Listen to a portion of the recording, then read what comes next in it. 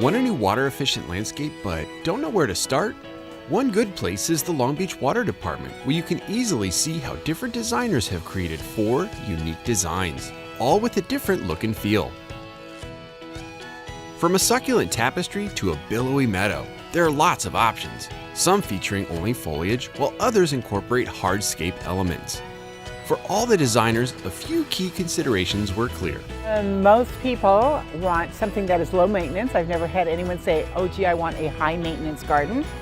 They don't want it to look like the desert. That's another very common thing. The other thing that they don't care for is they believe that California natives are dry and brown, and they don't want that look. But really go with what your gut tells you, and of course you want to match your architecture as best you can. So if you have a warm toned architecture, stick with the warm tones, or if you have cooler tones, stick with like the grays and things like that. Hardscape can be expensive, but using the rock, it is a lot less expensive. It also offers the opportunity to not even have to water your garden. And it doesn't need to be replenished like mulch does 4 times a year. Don't be afraid, get some guidance and move forward. For those seeking the lowest water usage, a color array of succulents may be the way to go. In this design, I picked plants that would fit into a more residential garden like our usually small Long Beach front yards. And you can still have agaves and aloes. You just have to go with ones that don't have a lot of spines on them. One of my favorites is the Agave Blue Glow, which actually, when it's backlit, has beautiful edges. For a softer look with lots of color, this solution may be perfect. This is designed to bloom at different times of the year.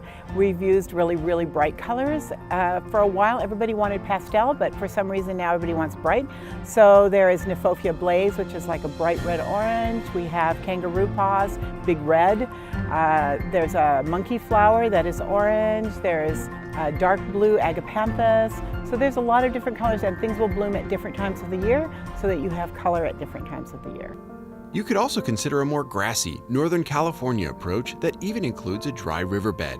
This type of landscaping here is really a California native landscape, and really kind of more what you would see in Northern California, that meadow grass type of look, very lush and green and very inviting, and actually very drought tolerant.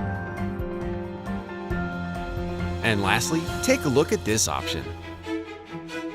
This landscape that I did for the water department is basically a Mediterranean landscape. This garden is basically a little different than the others because it's more of a softer, billowy look. I haven't used many succulents here, I've used a few, but it's mostly more soft, mounding sort of plants and some soft, spiky things. The best thing is that all these designs are located in one single place, so you can quickly and easily discover what you find visually appealing and think will best complement your home. No need to make an appointment, it's available 24/7 and there's plenty of parking. If you guys are on the fence about doing your landscape, I would just say take the plunge. It's so worth it. The rewards are there. You're gonna enjoy your space throughout the year. You're gonna save money, save water.